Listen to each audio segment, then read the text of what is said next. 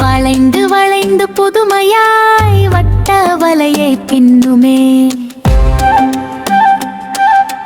தேனீ கூட்டை பாருங்கள், வெறுமையோடு ஒற்றுமை பேணி வீட்டை கட்டுமே. பெரிய முயற்சி வேண்டுமே. எறும்பு புற்றை பாருங்கள், எல்லை போன்ற எறும்புகள் அருமையான முயற்சியால் அழகு புற்றை செய்தன. குருவி குட்டை பாருங்கள், குடுக்கை போன்ற பின்னியே விரைவில் கட்டி முடிக்குமே. வேண்டும் முயற்சி என்றுமே.